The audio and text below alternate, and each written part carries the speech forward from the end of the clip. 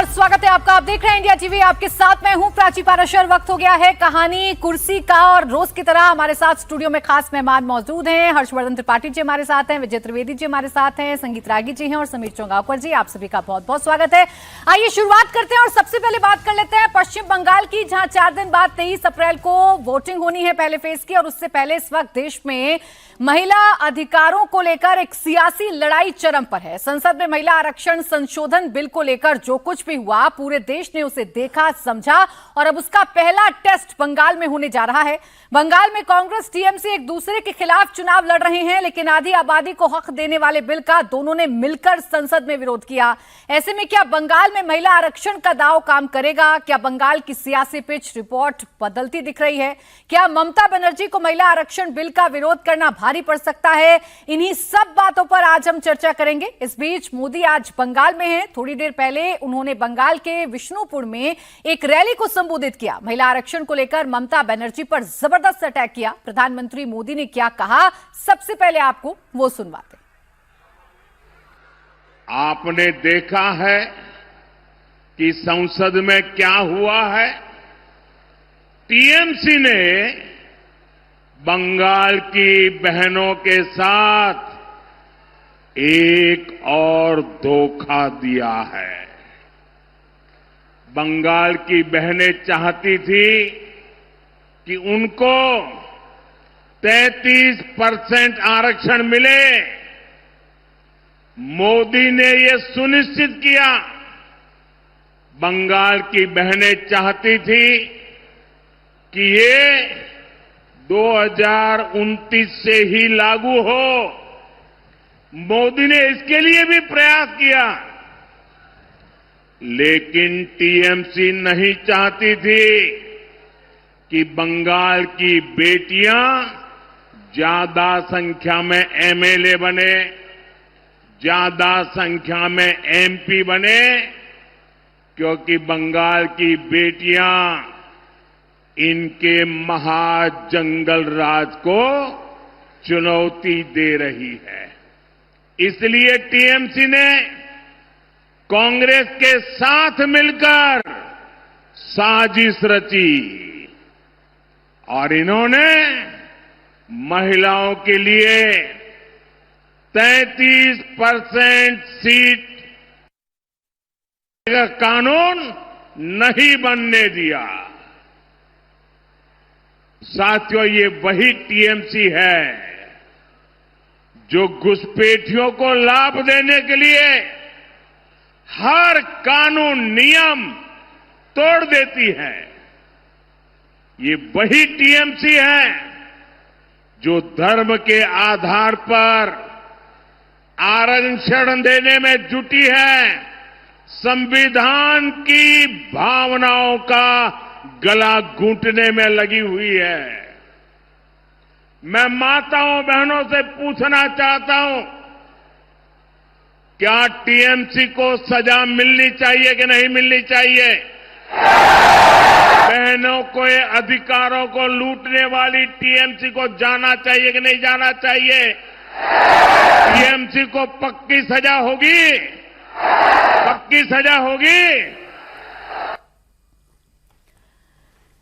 तो अब इस मुद्दे को लेकर पहला टेस्ट बंगाल में होने जा रहा है। प्रधानमंत्री नरेंद्र मोदी ने नैरेटिव भी सेट कर दिया है और जोश भरने की कोशिश की है, लेकिन क्या ये नैरेटिव वाकई में पश्चिम बंगाल के चुनावों में काम करेगा? क्योंकि अभी तक का जो चुनावी इतिहास है वो ये बताता है कि महिलाओं का एकमुश्त वोट ममता बनर्जी को मिलता रहा है। क्या उनके वोटों में बिखराव होगा और ये वोट बीजेपी की तरफ जाएगा? और अगर ऐसा होगा तो बंगाल का चुनाव क्या पलट जाएगा? इसी पर चर्चा करते हैं।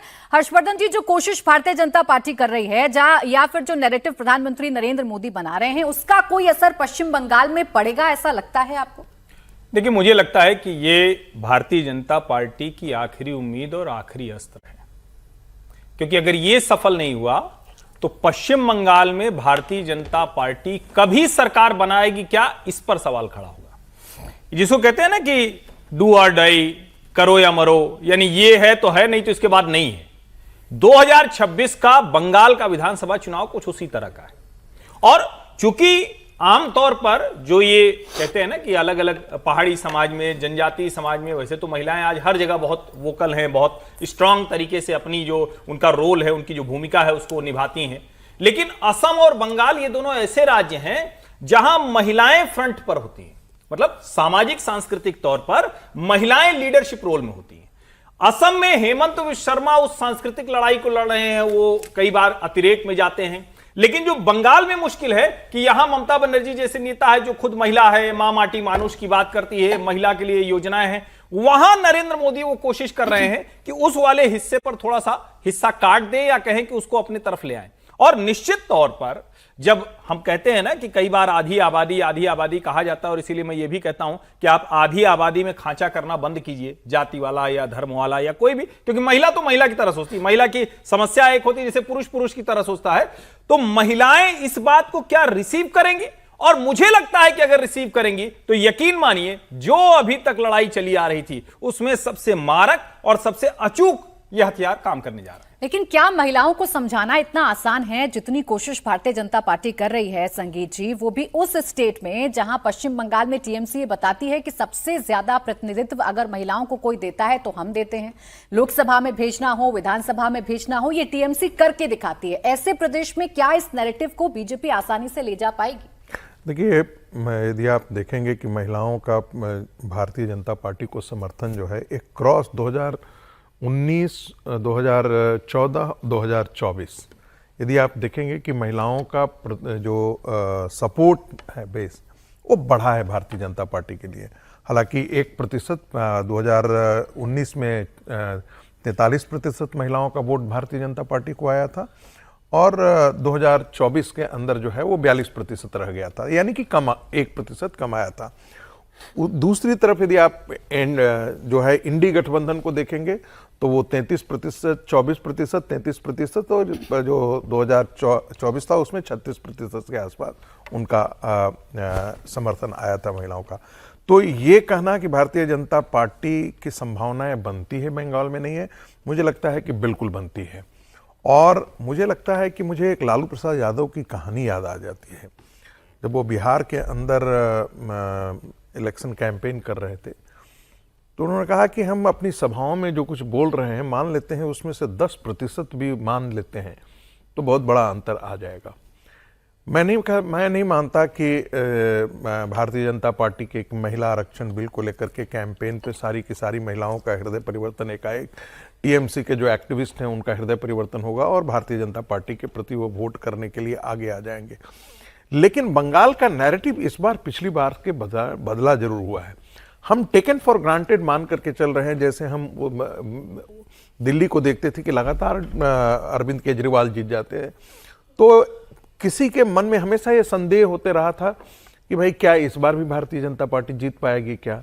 मुझे नहीं लगता है। और बहुत सारे जितने भी पोल प्रेडिक्टर्स थे वो भी कहते थे कई बार कि नेक टू नेक फाइट चल रहा है। भारतीय जनता पार्टी को कोई एज दिखाता था, लेकिन विनिंग को लेकर के कि इतने बड़े मैंडेट से वो जीत करके आ जाएगी ऐसा लगता नहीं था। बंगाल का जहां तक सवाल है, मैं मानता हूं कि यदि 10% महिला भी टर्न अराउंड करती हैं, भारतीय जनता पार्टी के पक्ष में मतदान करती हैं आने वाले चुनाव में, तो वहां की पूरा राजनीतिक परिदृश्य जो है वो बदल जाएगा और भारतीय जनता पार्टी के लिए एक कंफर्टेबल मेजोरिटी जो है। मैं नहीं जानता कि भारतीय जनता पार्टी ने इसी काम के लिए ये बिसात बिछाई थी लोकसभा में और राज्यसभा में महिला आरक्षण बिल को लेकर के, लेकिन इतना मैं जानता हूं कि बात करने से लगता है कि जैसे शिद्दत के साथ ये वाकई चाहते थे कि 2029 से पहले यदि हमने कमिट किया है 2023 में हम महिला आरक्षण लाए हैं, तो वाकई जो गलती जरूर थी उस समय कायदे से उसी समय जो है वो डिलिमिटेशन और संख्या को लेकर के भी वो उसी समय सुनिश्चित कर दिया जाता तो संभवतः बेहतर था। लेकिन मुझे लगता है कि अब प्रधानमंत्री की मंशा इस बात को लेकर के है कि 2029 से पहले किसी भी हालत में हम महिला आरक्षण को उसके अंतिम निकष तक लेकर के जाएंगे।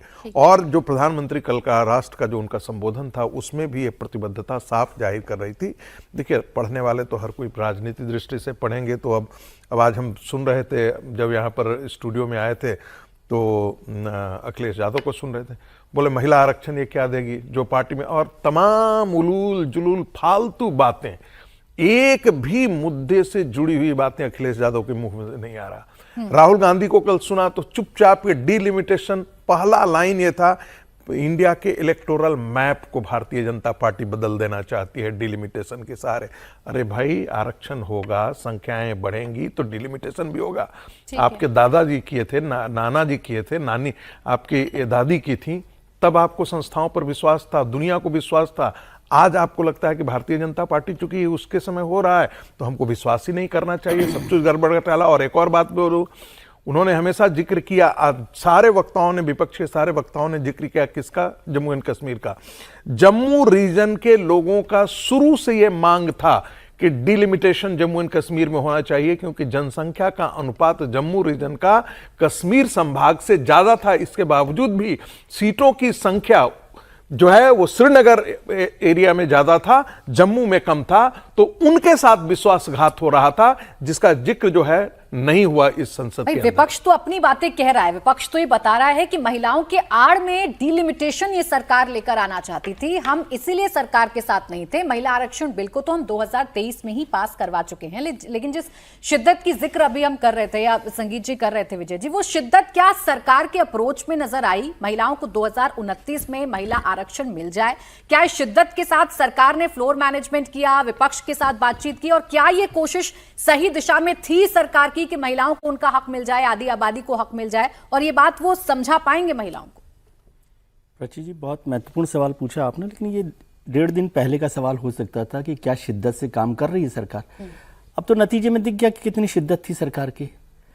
और मुझे इसलिए हैरानी है कि प्रधानमंत्री जितनी शिद्दत के साथ इस काम पर लगे हुए हैं, जिसको लेकर वो बार बार जोर दे रहे हैं, उस पर क्या उनके सहयोगियों ने वो काम किया? क्या उनके मंसूबे को पूरा करने के लिए सरकार में जो प्रधानमंत्री जी के सहयोगी हैं, मंत्री हैं, क्या उन्होंने इस पर काम किया? क्या फ्लोर मैनेजमेंट पर काम किया? क्या विपक्ष के नेताओं के साथ काम किया? कोई ऐसे बहुत सारे दल हैं जो सीधे विपक्ष के साथ नहीं जुड़े हुए हैं, उनको भी साथ लेने का काम किया। और ये इसलिए भी इम्पॉर्टेंट है कि 2023 में तो सबने महिला आरक्षण का समर्थन किया है, तो उनको वापस अपने पास लाना, अपने पाले में रखना इतना मुश्किल काम नहीं था। तो क्या उस शिद्दत से काम हुआ? नहीं हुआ, नतीजा तो दिख ही रहा है आपको। लेकिन जब हम बार बार ये सवाल करते हैं, सरकार नहीं कर रही, हम कर रहे हैं कि क्या इसका असर बीजेपी पश्चिम बंगाल के चुनाव में होगा, तो इससे बार बार ये आशंका होती है कि क्या इसी के लिए ये बिल लाया गया? जब हम ये सोचते हैं कि भाई इसका असर पड़ेगा, तो इसका मतलब उसी के लिए लाया होगा। और वो भी खासतौर से इसलिए भी लगता है कि जब बीच बहस के दौरान, बीच चुनावों के दौरान उसको लेकर आया गया है। नहीं तो आमतौर पर चुनावों के दौरान तो इस तरह का काम नहीं होता कि कोई विशेष बैठक बुला के संसद की और उसको लाया जाए। और मान लीजिए वो पारित हो जाता तो समझ में आता कि आपको कि भाई इस तरह की शिद्दत की जरूरत थी कि अभी करना है इसको, लेकिन वो भी नहीं हुआ। तो ये आशंका, या विपक्ष के जो और लोग हैं वो ये सवाल उठाते हैं, तो बहुत गैर वाजिब सवाल नहीं लगता। पश्चिम बंगाल में क्या होगा नहीं होगा ये तब 4 दिन में पता चल जाएगा कि किस तरह से हो रहा है। लेकिन 20% का डिफरेंस है महिला वोट में बीजेपी और टीएमसी में।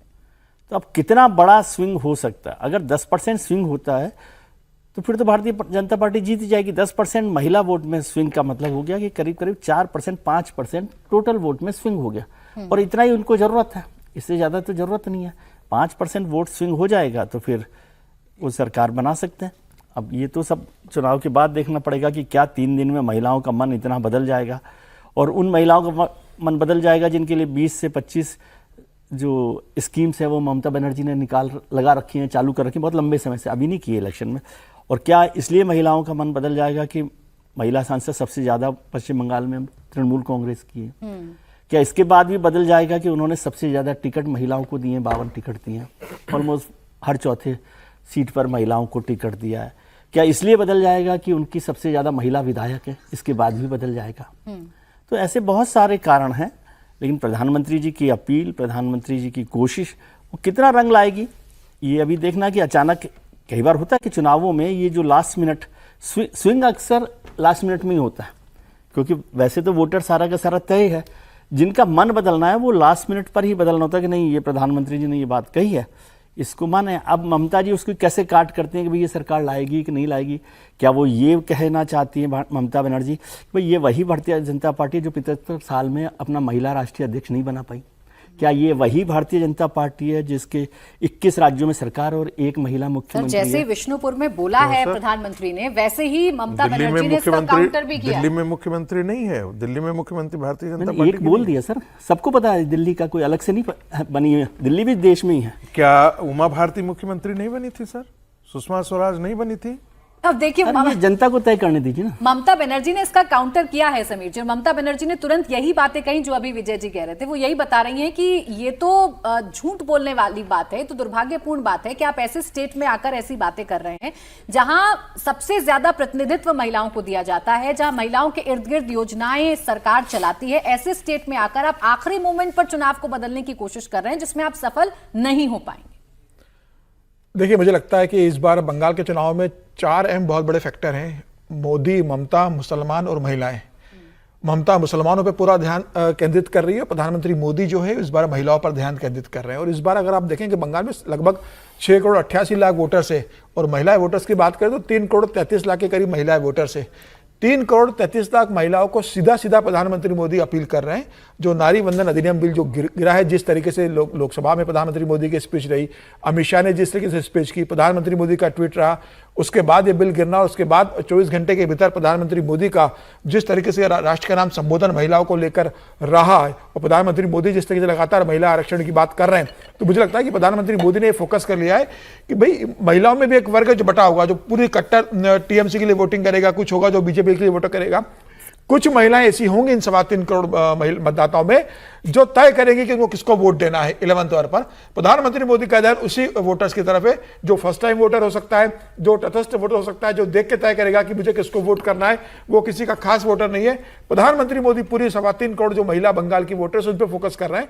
और प्रधानमंत्री मोदी जानते हैं कि इस बार महिला वोटर अगर थोड़ा सा भी प्रधानमंत्री मोदी के इस आह्वान पर स्विंग हो जाता है, नारी वंदन बिल को गिराने में जिस तरीके से विपक्ष ने भूमिका निभाई, उसका ठिकरा जिस तरीके से केंद्र सरकार कांग्रेस के ऊपर, टीएमसी के ऊपर फोड़ रही है, अखिलेश यादव पर फोड़ा जा रहा है। अखिलेश यादव और बाकी तो बाद में भुगतेंगे, पहले तो ममता बनर्जी को भुगतना है इसका परिणाम। तो अभी मामला लोहा गर्म है, लोहे गर्म पे आप हथौड़ी चलाओगे तो उसका असर तेजी से होगा। तो प्रधानमंत्री जानते कि मामला गर्म है, बिल अभी भी गिरा है, ममता बनर्जी को भी महिलाओं की नजरों में गिराओ कि इस महिला मुख्यमंत्री ने महिलाओं के बिल को पास नहीं होने दिया है, और प्रधानमंत्री लगातार उस पर आक्रामक रहेंगे। मुझे लग रहा है कि अगर उसका थोड़ा भी असर होता है तो 3.25 करोड़ महिला वोटर्स हैं। आप अंदाज लगा सकते हो, पिछली बार चुनाव में भारतीय जनता पार्टी और टीएमसी में 60 लाख वोट का अंतर था विधानसभा चुनाव में, और लोकसभा देखेंगे तो 40 लाख वोट का अंतर था। तो कोई बहुत बड़ा अंतर नहीं है, बस थोड़ा सा स्विंग है प्रधानमंत्री मोदी, भारतीय जनता पार्टी, और जिस तरीके से सारे मुख्यमंत्री पीसी कर रहे हैं। भारतीय जनता पार्टी का संगठन घर घर जाकर महिला को बताने की कोशिश कर रहा है। महिला मोर्चा भारतीय जनता पार्टी की बंगाल में जिस तरीके से घर घर जाके बताने की कोशिश कर रहा है, अगर यह प्रधानमंत्री मोदी की कोशिश सफल हो जाती है तो मुझे लगता है कि महिला ही भारतीय जनता पार्टी की सरकार बना देंगी। सिर्फ ममता ही नहीं सर, अखिलेश यादव का नाम लेकर भी प्रधानमंत्री बोल रहे हैं, और उत्तर प्रदेश में 2027 के चुनाव को अभी से सेट करने की कोशिश की जा रही है। आज बाकायदा मुख्यमंत्री योगी आदित्यनाथ ने भी इस पर पीसी की है। यूपी में अगले साल विधानसभा चुनाव होने हैं, यूपी में भी महिला वोट की लड़ाई काफी अहमियत रखती है। अगर विधानसभा चुनाव का वोट पैटर्न देखें तो महिलाएं जिसका साथ देती हैं वो सत्ता तक पहुंच जाता है। अखिलेश इंडिया अलायंस में सहयोगी हैं, उन्होंने महिला आरक्षण बिल का संसद में बुलंद आवाज में विरोध किया, बिल के खिलाफ वोटिंग की। अब बीजेपी से मुद्दा बना रही है, अखिलेश को नारी शक्ति का विरोधी बता रही है, तो वहीं अखिलेश सरकार की नीयत पर सवाल उठा रहे हैं। आज योगी और अखिलेश दोनों ने प्रेस कॉन्फ्रेंस की है, यूपी की महिलाओं तक अपनी आवाज पहुंचाई, अपनी अपनी बातें महिलाओं के सामने रखी। तो सबसे पहले योगी और अखिलेश ने आज क्या कहा वो आपको सुनवाते हैं। आधी आबादी के मन में विपक्ष के इस नारी विरोधी आचरण के बारे में भारी आक्रोश है, और वह आक्रोश कांग्रेस और इंडी गठबंधन के सहयोगी दल Samajwadi party, RJD, TMC, DMK और अन्य उन दलों का जो इस पाप में भागीदार थे, उनके प्रति आधी आबादी के मन में यह आक्रोश आज देखने को मिल रहा है कि कैसे एक और प्रधानमंत्री जी के द्वारा उठाए जाने वाले एक एक समाज के, देश के हित में जो कदम उठाए गए हैं, उन कदमों में कैसे बैरियर के रूप में और उन कदमों को आगे बढ़ने से रोकने के लिए इंडी गठबंधन किस हद तक जाकर के षड्यंत्र करता है। जनता के बढ़ते विरोध आक्रोश से ध्यान हटाने के लिए साजिशन लाए गए तथाकथित महिला आरक्षण बिल की हार भाजपा की हार है। ये भाजपा की बदनीयत की भी हार है। भाजपा का हर प्रयास, हर बिल या तो कुछ लोगों को फायदा पहुंचाने के लिए होता है या समाज को बांटने का छल छलावा होता है। इस बार भाजपा इस बिल के माध्यम से महिलाओं की एकता में दरार डालकर उनको ठगना चाहती थी, लेकिन विपक्ष की एकता ने भाजपाई मंसूबों को धूल चटा दी।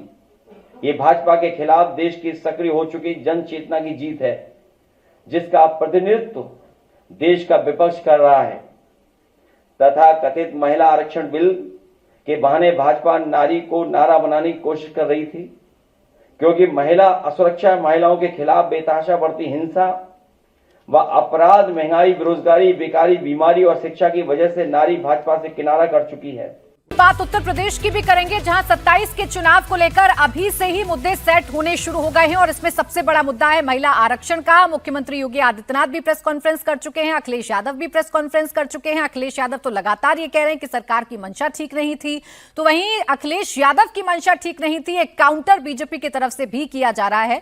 बीजेपी लगातार महिला आरक्षण बिल को लेकर एग्रेसिव है और ये बताने की कोशिश कर रही है जनता को कि महिला आरक्षण अगर महिलाओं को 2029 के चुनावों में नहीं मिल पा रहा है तो इसके पीछे की वजह विपक्ष है, क्योंकि विपक्ष ने साथ नहीं दिया है। लेकिन क्या ये उत्तर प्रदेश में भी काम करेगा, इस पर चर्चा करते हैं। हर्षवर्धन जी, उत्तर प्रदेश की अगर बात करें तो महिलाओं का साथ बीते 2 चुनावों से बीजेपी को मिल रहा है।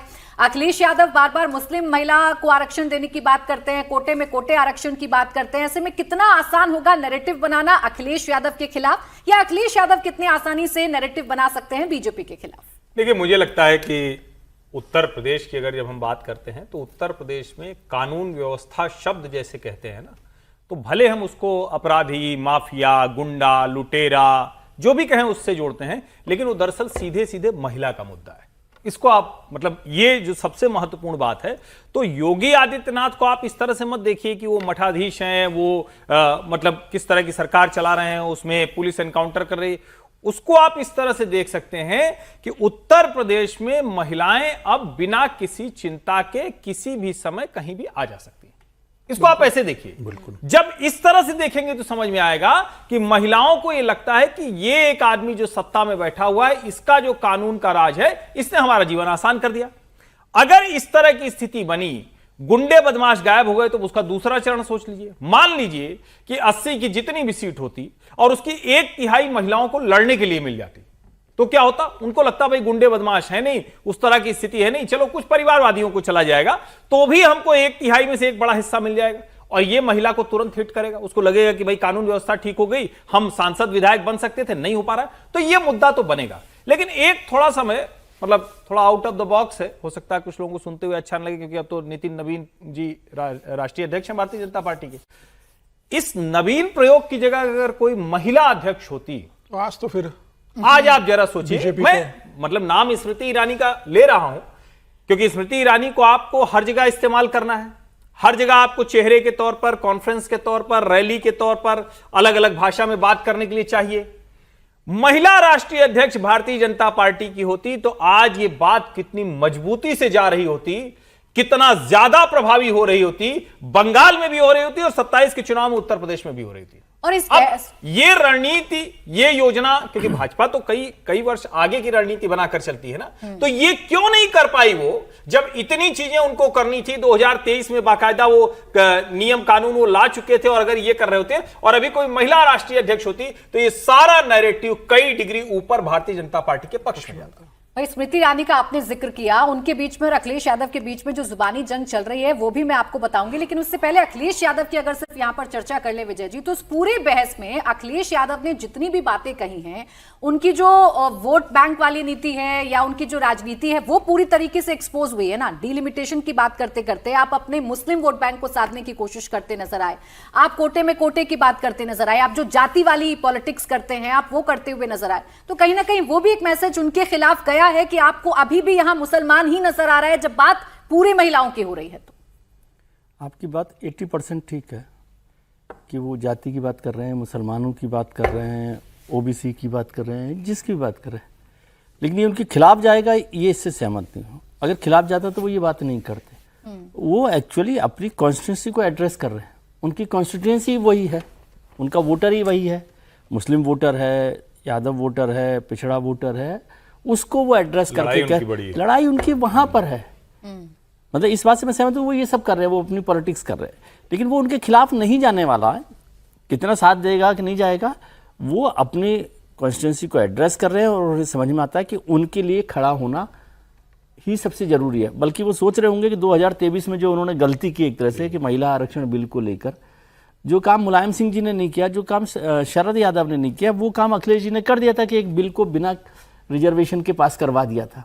उस गलती को वो दुरुस्त कर रहे हैं, अपनी पॉलिटिकल गलती को, अपने वोटर के लिए। मैं उसका सर्टिफिकेट ये नहीं कह रहा कि वो पॉलिटिकल गलती थी, उनकी जो कॉन्स्टिट्यूएंसी है उसको वो बता रहे कि भाई हम आपके साथ खड़े। इसलिए वो उनके खिलाफ कितना जाएगा, क्योंकि जो जनरल है वो उनको न चिंता है न उनको ज़रूरत है। वो अपना वोट बैंक को, अपनी कॉन्स्टिट्यूंसी को एक साथ रखना चाहते हैं, एक ब्लॉक में रखना चाहते हैं, और वो एक्सरसाइज वो कर रहे हैं। ठीक है, और इसीलिए शायद उनको चुनौती भी मिल रही है। देखिए, जब वो संबोधन कर रहे थे लोकसभा के अंदर तो स्मृति ईरानी का उन्होंने बिना नाम लिए जिक्र कर दिया था और स्मृति ईरानी ने उस पर काउंटर भी किया। अखिलेश यादव ने संसद में स्मृति ईरानी पर तंज कसा था, कहा था सास बहू वाली तो हार गई। अब स्मृति ईरानी की तरफ से अखिलेश यादव को एक चैलेंज दिया गया है। वो चैलेंज क्या है, सुनिए। बहुत आसान है पैतृक सीट से चुनाव लड़ना। मुझ जैसी औरत ने जो कामकाजी है किसी और के गढ़ में जाकर परचम गाड़ा है और कांग्रेस के राष्ट्रीय अध्यक्ष को हराया है। तो अगर इतना ही दमखम रखते हैं तो पैतृक सीट छोड़ के गोरखपुर से लड़के दिखाएं। तो आसान होता है कामकाजी महिला पर टिप्पणी करना, और वो जिन्होंने कभी खुद कोई नौकरी ना की हो। अब देखिए, ये स्मृति ईरानी ने चैलेंज दिया है। हालांकि अब समाजवादी पार्टी के नेता कह रहे हैं कि अगर इतना ही दम है बीजेपी के नेताओं में तो वो करहल से चुनाव लड़के दिखा दे। तो गोरखपुर वर्सेस करहल वाली लड़ाई शुरू हो गई है उत्तर प्रदेश में। लेकिन ये जो चैलेंज स्मृति ईरानी ने दिया है, समीर जी, ये चैलेंज कितना बड़ा है और इसका क्या इंपैक्ट होगा यूपी की राजनीति में? निश्चित रूप से मुझे लगता है कि स्मृति ईरानी ने बहुत सधे हुए शब्दों में अखिलेश यादव को चुनौती दी और बताया कि भाई परिवारवाद की जो पार्टियां है, आपने अपने सीट ले ली है, कन्नौज है, आपकी मैनपुरी है, आप वहीं से चुनाव लड़ते हो, आप नहीं लड़ोगे, आपकी पत्नी लड़ेगी, आपका भतीजा लड़ेगा, आपका भांजा परिवार का सदस्य लड़ेगा, और परिवारवाद की पार्टी है ये। तो स्मृति ईरानी ने कहा कि भाई मैं तो कामकाजी महिला हूं, मैं अमेठी में जाकर राहुल गांधी को हरा सकती हूँ, ठीक है मैं पिछला चुनाव हार गई हूं। तो मुझे लगता है कि अखिलेश यादव को उन्होंने पलटवार किया था, लेकिन गोरखपुर तो भारतीय जनता पार्टी हार भी चुकी है। योगी के सीएम रहते भी 2000 उपचुनाव हुआ था, उसमें गोरखपुर सीट हारी है बीजेपी। तो ऐसा नहीं है कि वहां से कोई चुनाव नहीं आ सकता, लेकिन निश्चित रूप से ये अखिलेश के लिए चुनौती होगी।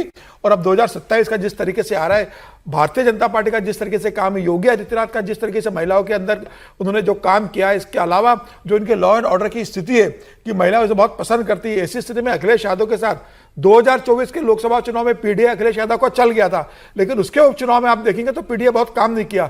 तो अखिलेश यादव के सामने दोहरी चुनौती है, अपने पीडीए को बचाकर रखना, अपना मुस्लिम वोट बैंक तो आपके साथ है, यादव वोट बैंक भी बचाकर रखना। तो मुझे लग रहा है कि अखिलेश के सामने बहुत चुनौती बड़ी होने वाली है, क्योंकि प्रधानमंत्री मोदी भी खुद बनारस से सांसद है।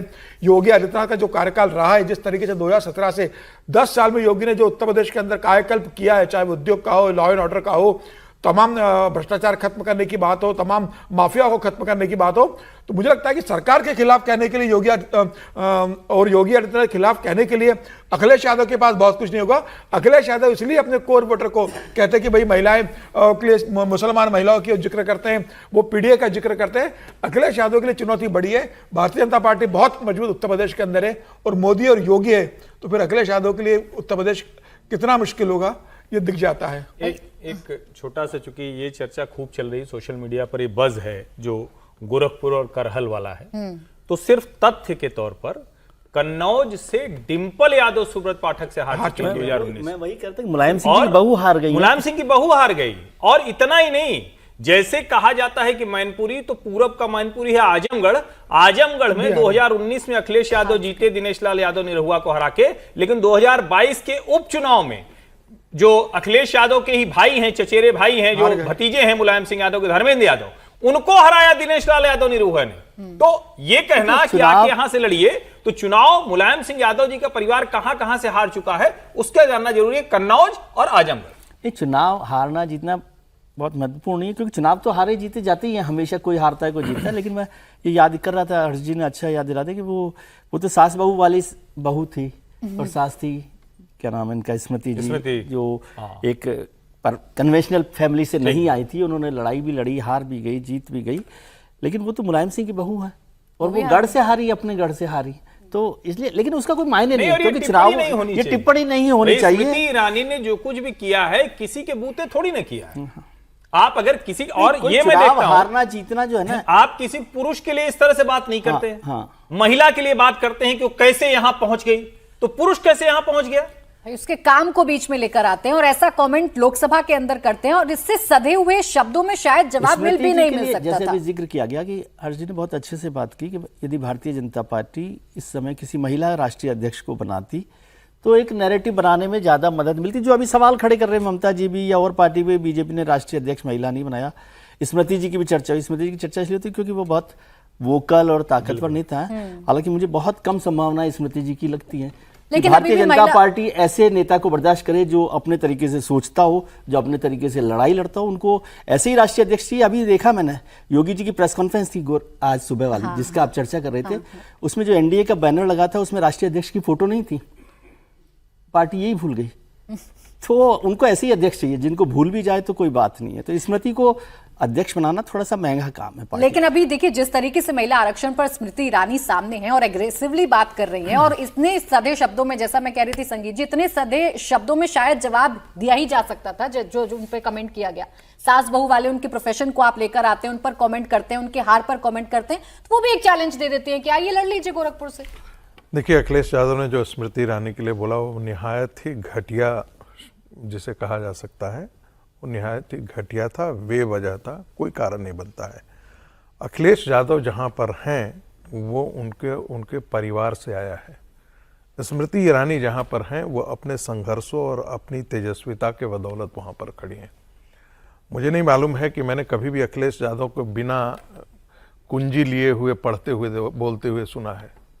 जब तक उनके पास नोट्स नहीं होते, आज भी जब वो प्रेस कॉन्फ्रेंस में बात कर रहे थे तो वो पढ़ रहे थे, बिना देखे हुए, नोट्स देखे हुए वो पढ़ ही नहीं सकते। नोट्स तो बहुत है, उनकी बुद्धि उतनी ही तक है।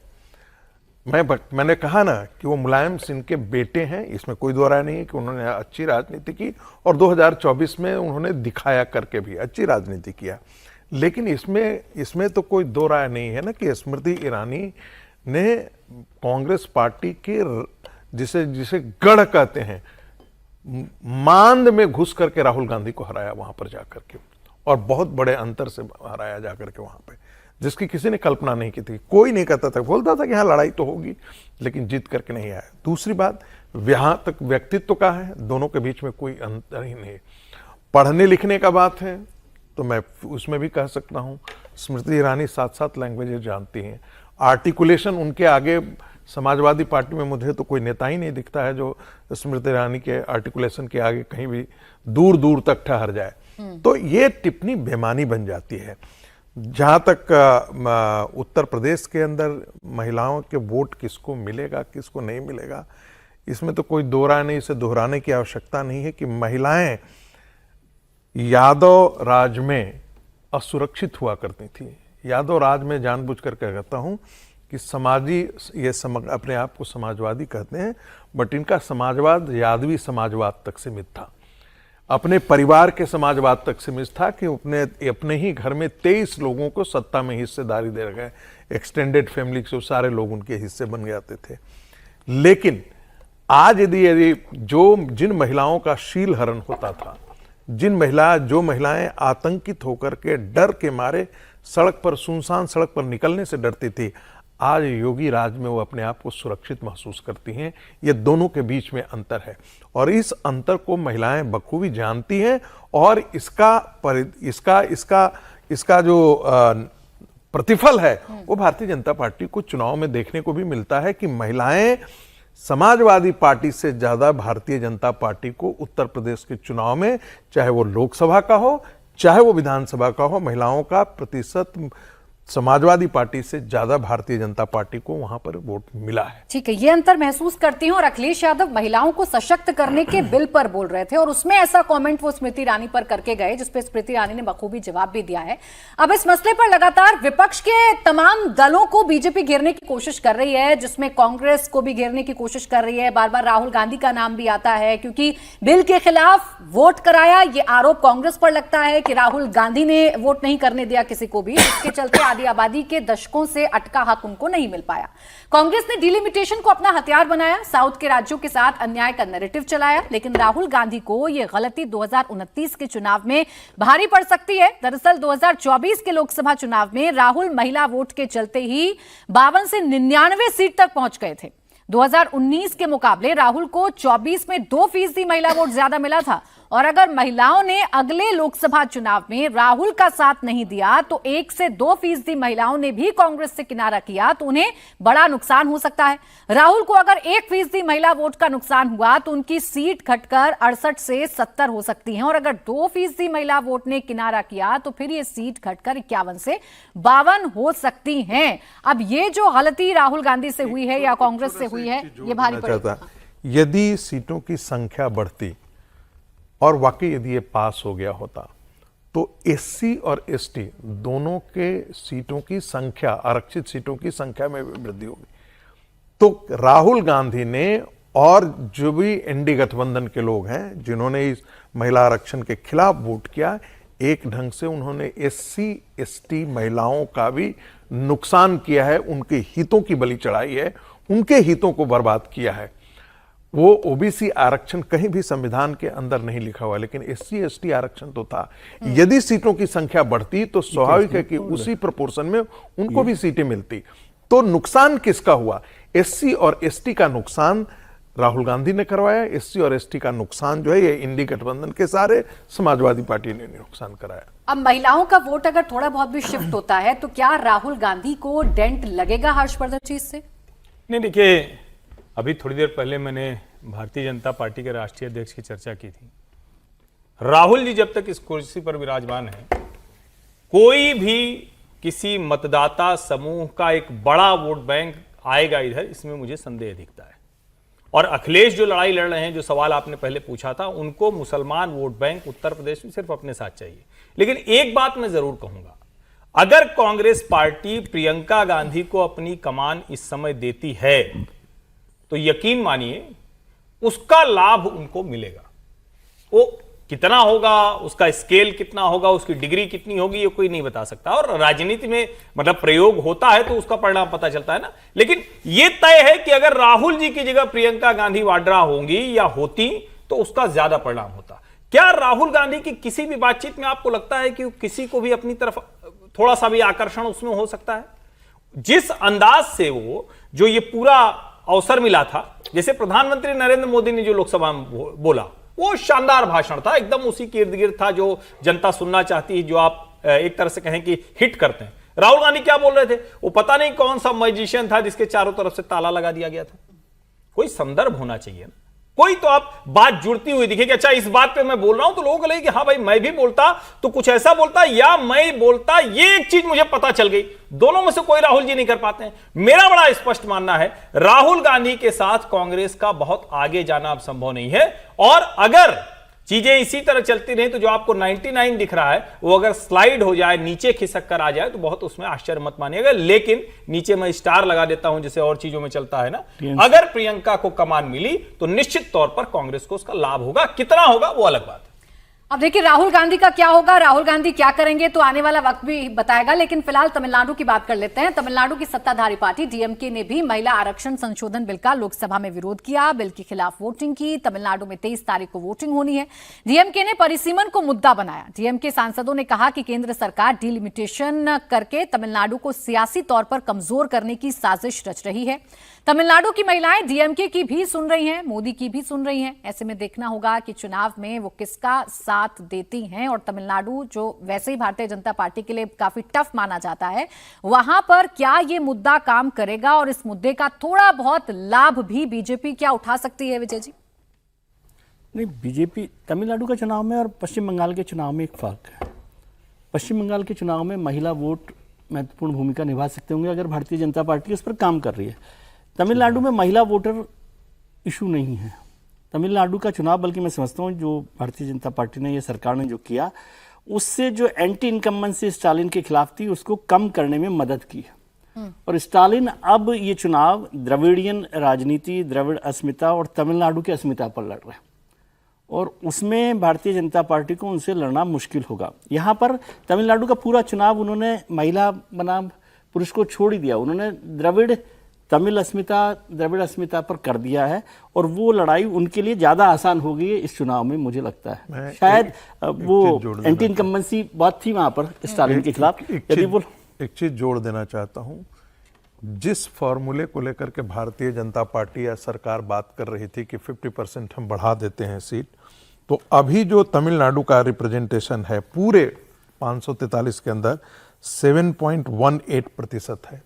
यदि सीटों की संख्या बढ़ जाती, 50% की वृद्धि हो जाती, तो 7.23 हो जाती।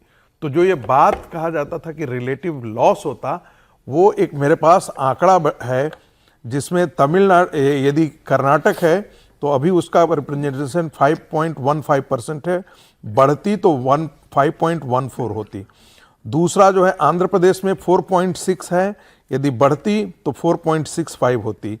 यदि तेलंगाना है 3.13 है, यदि बढ़ती तो 3.18 हो जाती।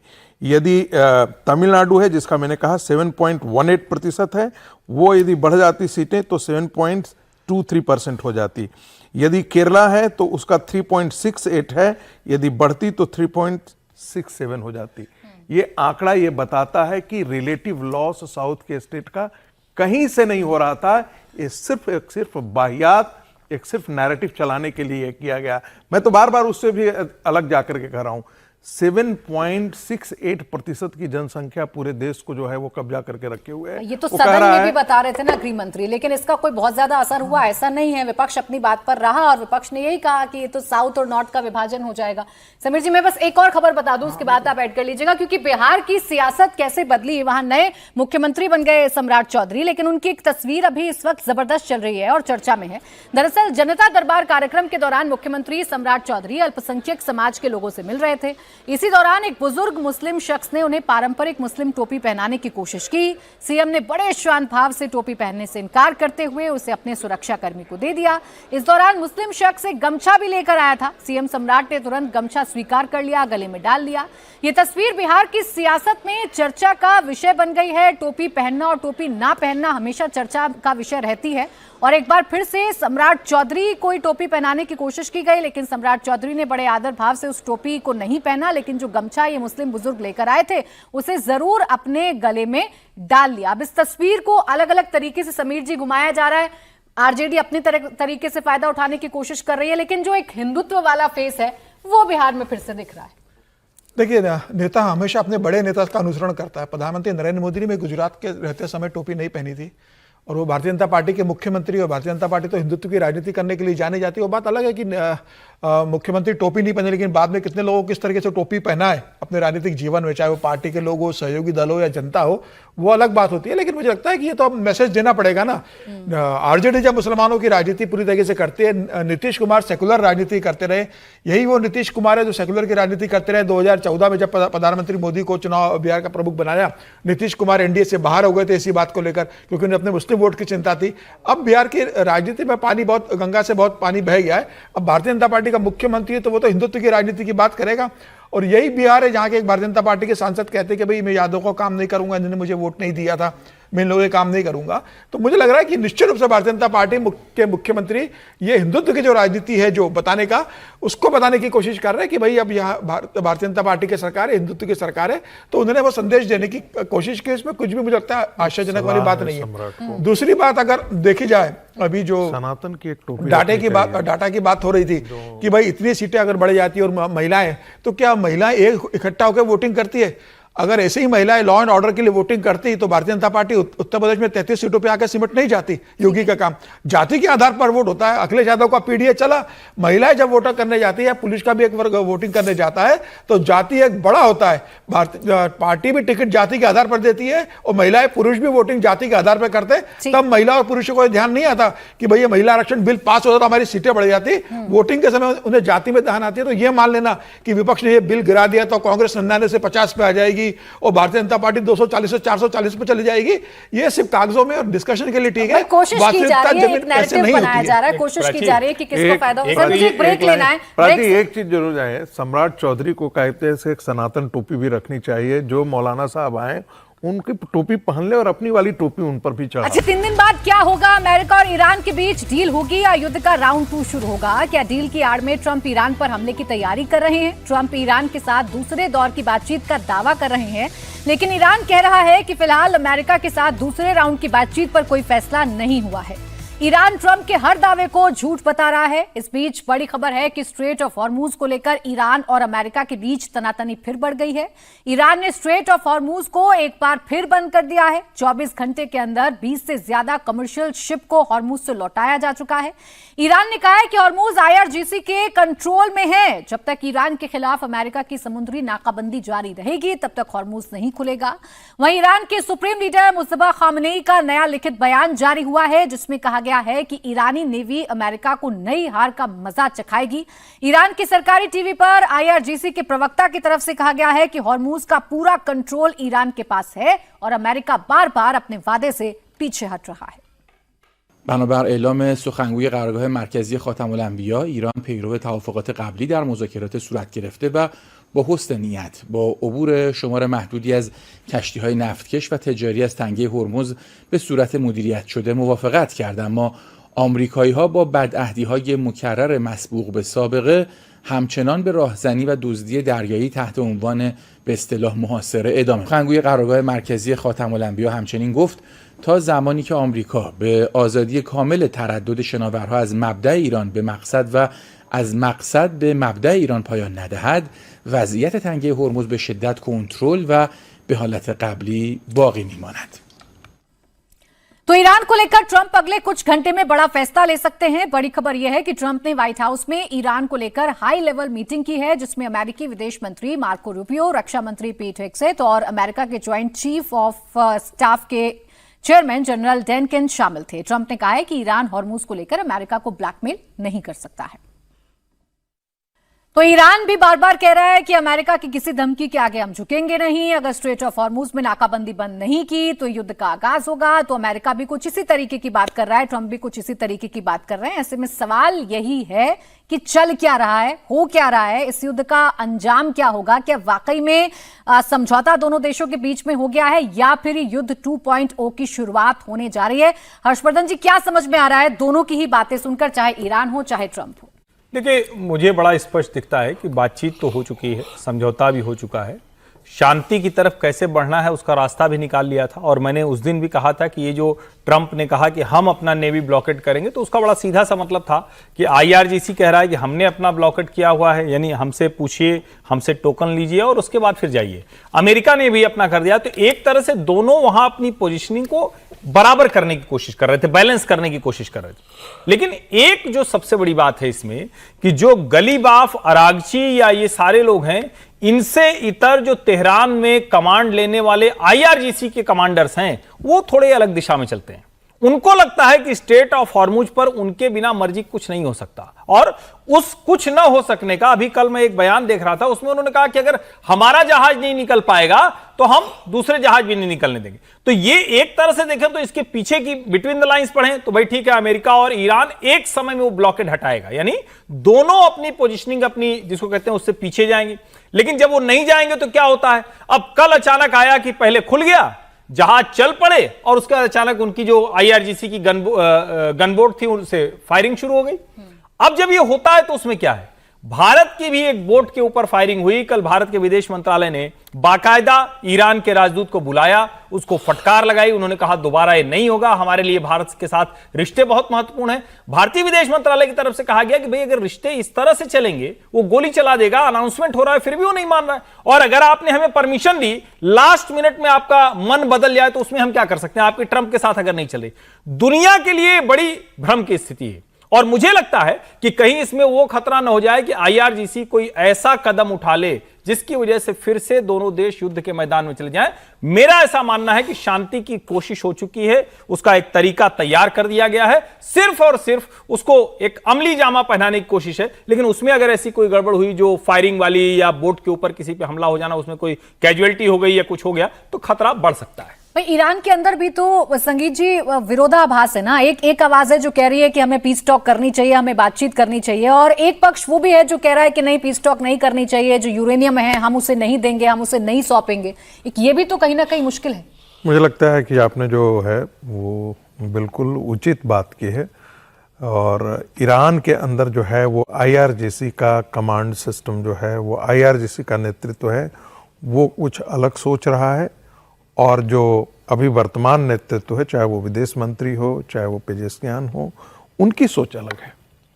वो राजनीतिक तौर पर इस मुद्दे को सुलझाना चाहते हैं, लेकिन आईआरजीसी के मन में अभी भी वो चीज है कि हमारे पूरे नेतृत्व को खत्म कर दिया गया है, हमारा जो सुप्रीम लीडर था उसको मार दिया गया है।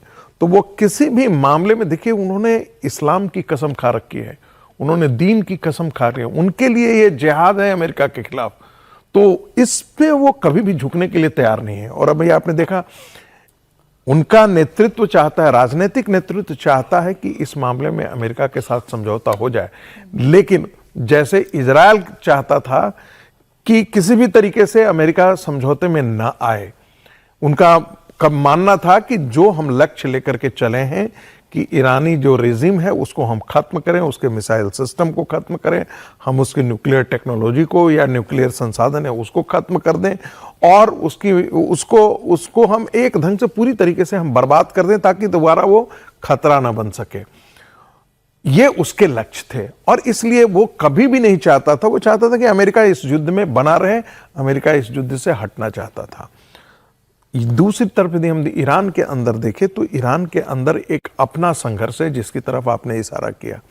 जो राजनीतिक नेतृत्व है उसकी मंशा अलग है, उसकी मंशा है कि जो हो गया वो हो गया, अब कहीं ना कहीं समझौतों के टेबल पर आकर के देश के बारे में सोचना चाहिए, जिस पर 16,000 से 20,000 के बीच में बॉम्बिंग की गई हो, 16,000 टारगेट बॉम्बिंग की गई हो, उसमें कितनी बर्बादियां हुई होंगी ये अंदाजा लगाया जा सकता है। चूंकि हमारे पास कोई वीडियो क्लिप नहीं आता है, तो ईरान की कितनी बर्बादी हुई है ये अभी तक हम लोगों को पता नहीं लगा है। बर्बाद बहुत हुआ है ईरान, और उनका नेतृत्व चाहता है कि किसी न किसी तरीके से अब इसको रिबिल्ड किया जाए। और अमेरिका के साथ, अमेरिका की तरफ से देखिए बार बार मैसेजिंग क्या आ रहा है, यदि तुमने हमारे साथ समझौता कर लिया तो हम तुम्हें दुनिया की बड़ी ताकत, आर्थिक ताकत के रूप में इस रीजन में खड़ा कर देंगे। अब आप एक बात बताइए कि ये चीजें क्या यूएई को पसंद आ रहा होगा, ये कतर को पसंद आ रहा होगा, ये बहरीन को पसंद आ रहा होगा, ये सऊदी अरब को पसंद आएगा? क्या सऊदी अरब चाहेगा क्या कि उस रीजन के अंदर जो है वो ईरान एक बहुत बड़ी ताकत बन करके रह जाए? तो खलीफा कौन बनेगा वहां पर? तब तो उसकी चलेगी किसकी वहां उस रीजन में, खाड़ी देश में चलेगी किसकी? तब तो एक सिया मुल्क की चलेगी, और वो पूरा सिया मुल्क जो है वो पूरा सुन्नी मुल्क से घिरा हुआ है। तो सिया और सुन्नी की लड़ाई को भी हम लोग दरकिनार कर दे रहे हैं। मुझे लगता है कि कंट्राडिक्शंस बहुत हैं और एक मैच्योर लीडरशिप की जरूरत। ट्रंप जिस तरह से बार बार बोल रहे हैं नाकेबंदी को लेकर के, कल जाकर के उन्होंने बयान दिया कि ईरान के बंदरगाहों पर हमारी नजर है और वहां से जो कुछ भी गुजरेगा हम उन पर नजर रख रहे हैं, तो ये स्वभावतः ये भड़काने वाला बयान है। और ऐसे में जरूर उसको लगेगा कि उसके अहंग को ये चुनौती है। आप बार बार कह रहे हैं ट्रूथ सोशल पर जाकर के, डिप्लोमेसी ट्रूथ सोशल से नहीं चलाया जा सकता।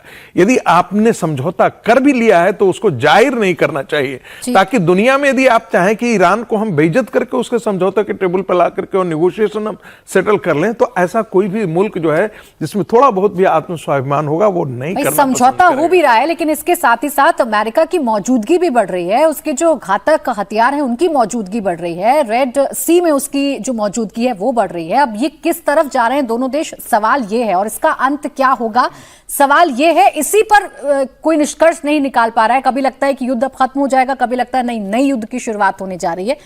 ट्रंप क्या चाहते हैं विजय जी, क्या समझ में आ रहा है ट्रंप के बार बार बदलते बयानों को देखकर? देखिए, दो बातें महत्वपूर्ण है। ट्रंप साहब तो खैर समझना बहुत मुश्किल काम है, लेकिन इस लड़ाई को समझने की जरूरत है कि ये लड़ाई क्यों शुरू हुई। ट्रंप साहब की क्या इच्छा है? ट्रंप साहब की इच्छा है तेल पर कब्जा करने की और स्ट्रेट ऑफ हॉर्मुज की। मैं इस पर जब से ये लड़ाई शुरू हुई तब से इस बात पर आश्वस्त हूँ कि ट्रंप साहब की लड़ाई कोई ईरान की महिलाओं के लिए, सामाजिक लड़ाई के लिए नहीं है, वहाँ पर रिजीम चेंज करने के लिए नहीं है। उनकी लड़ाई है तेल पर कब्जा करने के लिए और स्ट्रेट ऑफ हॉर्मुज पर कब्जा करने के लिए। और ईरान वो स्ट्रेट ऑफ हॉर्मुज का कब्जा नहीं छोड़ेगा या नहीं छोड़ना चाहता।